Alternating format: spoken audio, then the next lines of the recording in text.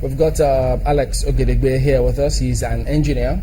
He's a former managing director of Pt.1 Refinery, former managing director, Kaduna Refinery. He's got over 20 years in active service in all three refinery projects at Warri, Kaduna, and Port Harcourt. He retired from NNPC as Group Executive Director, Engineering and Technology. He was also a member of the federal government's Special Task Force on Nigerian Refineries. Thank you for coming this morning. You're welcome. Well, clearly, a lot of experience here. A lot of people want to see, if not everybody, an end to this. First of all, tell us, from your perspective, what do you think is going wrong? Well, the fuel scarcity, or let me say the fuel crisis, is caused by two things. One, availability of the fuel itself. And two, by the logistics of distribution. You imagine yourself going to a party, 500 guests. There's 2 or 3 serving positions. If there's food all the time in the serving positions, you have to get either the guests to go and collect or you distribute. It takes time. So initially, the fuel scarcity is caused when there is not enough fuel to be distributed, or if there are impediments. Could be road tankers shortage, could be shortage of pipeline distribution, could be shortage of depots from where you serve this. So those two aspects must be addressed. But the most important aspect is the supply. Because if there's a shortage of supply, everything else will go into some kind of chaos. Price will go up, delivery schedules will not be met, and all the panic buying. When people talk about panic buying, they mean instead of allowing the petrol to be in the station and you pick it when you need it, half of your tank is full all the time. And there is no way you can keep that supply going if half of all the supplies are kept in cars. Okay. So those are the two elements, supply and logistics for distribution. Now, we know that the Nigerian refineries are 100% owned by government. So the onus is on them to make sure that the supply is there all the time. In fact, that's why, for instance, when there's a shortage, every person talks about government do this, government do that. On the other hand, when your recharge card goes off or your telephone cuts off, you don't call government because it's completely privatized, and then you go to MTN or Glo and you can make your complaints and they fix it. In any case, even before the complaint comes, they know and they fix it. Yeah. I see you got this explanation in phases there. Yes. Take us through that. So, okay, as I said, fuel scarcity, I've defined that for you. When there's a shortage of supply or distribution dislocations. You also have the issue of how do you maintain supply? Only two ways. You produce this fuel in the country, and we are fortunate in Nigeria. We have plenty of crude oil. We produce 2.345 million barrels per day. We only need maybe 1/3 of that to meet our requirements if the refineries are running, and if the refineries not only are running but are properly expanded when the supply is also expanding. The last refinery we built was 1989. That refinery had, just like any other refinery, has provisions for expansion. Every time, if you are a businessman, every time you're making 100 loaves of bread, and every morning by 10 o'clock it's all gone, you increase it to 150. The same thing with all the three refineries. They had provisions for expansion, but they stopped expanding in 1989. Now, government did the right thing in 1974 when there was a problem to build 3 new refineries to make this supply local because we have crude oil. If we didn't have crude oil, you would have to import. That's the other alternative, to mention supply. But importation not only costs money, foreign exchange, even the logistics, and it's more expensive. You find a lot of people don't have confidence in the refineries or in Nigeria's refining capacity right now. In fact, a lot of people believe that the refineries should be sold off. And there have been several attempts to, put it in the hands of private owners. But often it's like there's been policy somersaults. What exactly do you think the solution to reviving the refineries is? Well, you already hear the solution. Refineries are businesses. They are not supposed to be like ministries where you can use bureaucratic methods.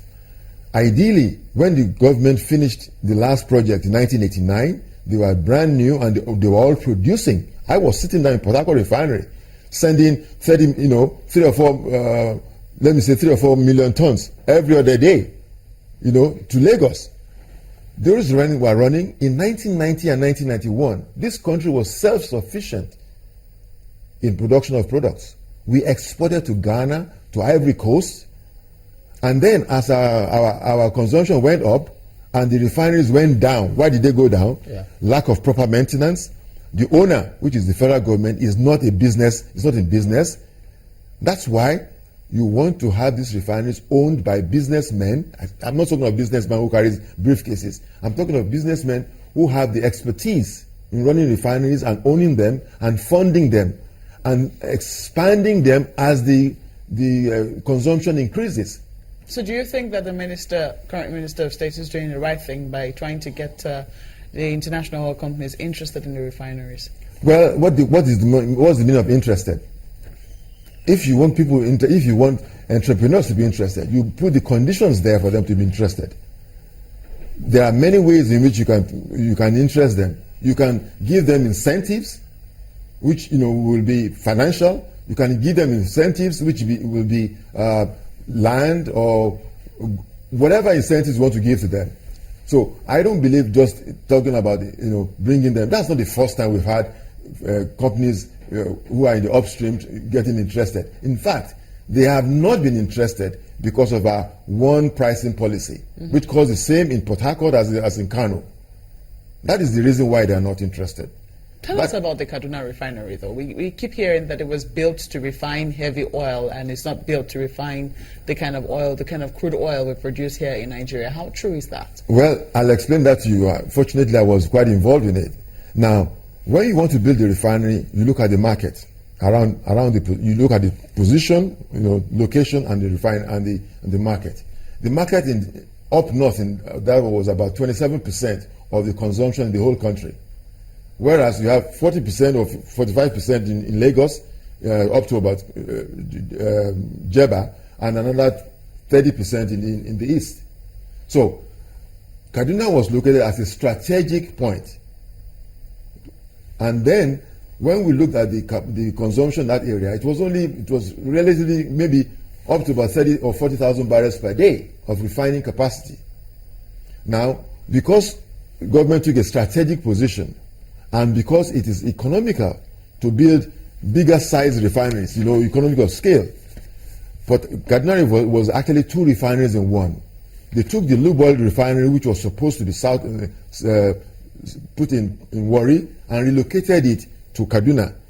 Lube oil production is for greases and waxes, and then the other half is for fuels, the 5 products: petrol, kerosene, diesel and gas.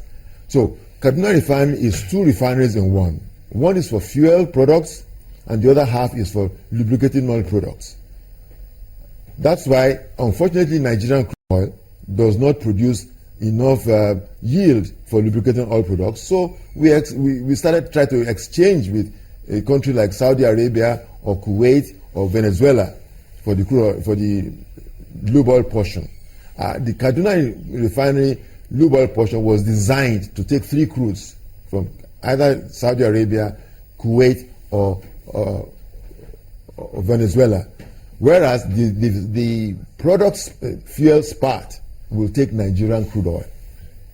That's why you have 50,000 of fuels and 50,000 of lubes. Those countries you just named, Brazil, Saudi Arabia, Venezuela, yes. How come they're doing pretty well and ours is quite different? Because for some years we were all on the same league. But good. Ownership. Good. Ownership. I repeat it 10 times. In those places, the refineries and the petrochemical plants are not owned by government. Even if they're owned, if government has stake in them, they are run as businesses. And there's a difference in that. That's the main thing, in fact, that was discovered when we did our studies in 2012. No, there was a studies in 2012. Yes. Tell us about that. Okay, good. Now, January 2012, the federal government tried to deregulate or remove subsidy or whatever you want to call it. There was an uproar. There was a big strike, if you remember, in January. And then the federal government reacted by setting up a committee of 22 people. And these people are from diverse backgrounds, including the two chairmen of the unions. It included the 3 managing directors of the refineries. It included the group executive director of the refineries, and some of us who are on private owners, in private practice. 22 of us sat down with a terms of reference to look at the causes of the problems in the refineries, to look at how to make Nigeria self-sufficient in products like any other country, and to make proposals for the future.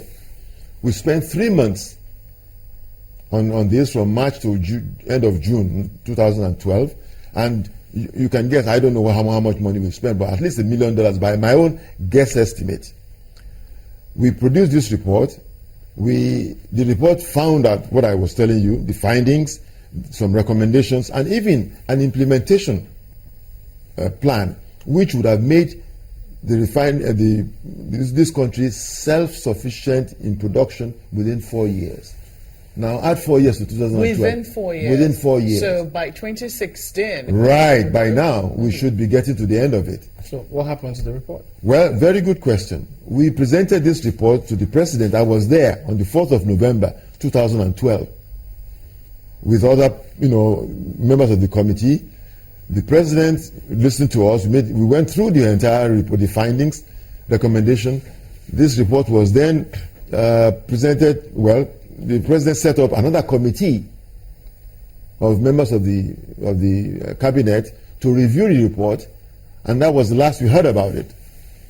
So no review. We heard that maybe there was no quorum, there was no white paper. So all the plans and the findings and implementation stopped. Now, this is the issue. When one government leaves, they should hand over to another government, especially if they spend money and time researching the causes of the problem and the solutions. This report, in my experience, I have been in the oil industry for 45 years in Nigeria. This is the most detailed report we have ever seen on the refineries.